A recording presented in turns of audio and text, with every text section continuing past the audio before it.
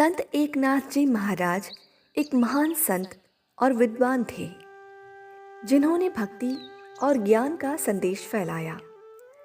उनसे जुड़ी एक रोचक और ज्ञानवर्धक कहानी है जो हमें जीवन के महत्वपूर्ण सबक सिखाती है। एक बार की बात है, संत एकनाथ जी महाराज अपने घर में बैठे हुए थे। उनके पास एक बहुत ही कीमती पुस्तक थी जिसे वे बहुत संभाल के रखते थे।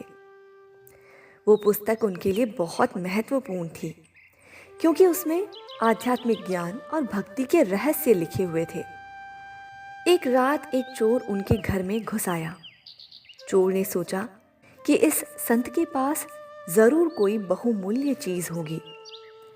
चोर ने घर में छानबीन की और उस कीमती पुस्तक को देखा।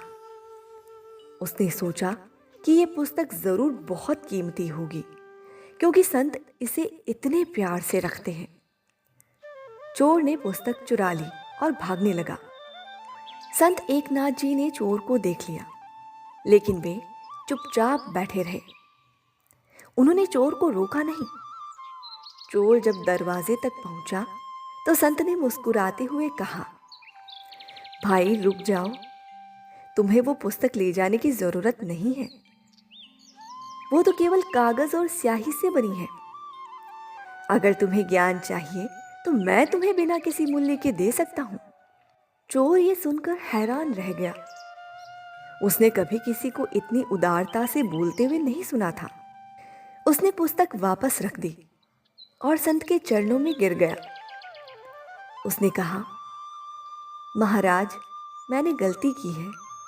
मैं एक चोर हूं, लेकिन आपकी दया और ज्ञान ने मेरे हृदय को बदल दिया। कृपया मुझे मार्गदर्शन दें। संत एकनाथ जी ने उसे उठाया और कहा, भाई, हर इंसान के अंदर परमात्मा का वास होता है। तुम भी उसी दिव्य शक्ति के अंश हो। चोरी करना तुम्हारी मजबूरी हो सकती है, लेकिन ये तुम्हारी वास्तविक पहचान नहीं है। तुम्हारे अंदर भी करुणा, प्रेम और ज्ञान की ज्योति है, उसे पहचानो। चोर ने संत के शब्दों को गहराई से सुना और उसने अपने जीवन को बदलने का निर्णय लिया। वो संत का शिष्य बन गया और आगे चलकर एक महान भक्त और ज्ञानी व्यक्ति बना। इस कहानी से क्या सीख मिली? संत एकनाथ जी ने चोर को दंड देने की बजाय उसे प्रेम और ज्ञान दिया। इससे सीख मिलती है कि हर किसी के अंदर अच्छाई होती है, बस उसे पहचानने की जरूरत है। पुस्तक भले ही कीमती थी, लेकिन संत ने दिखाया कि असली धन ज्ञान और आत्मा की शुद्धता है। चोर ने अपने जीवन को बदल दिया। ये दिखाता है कि कोई भी व्यक्ति कभी भी अपने जीवन को सही दिशा में मोड़ सकता है।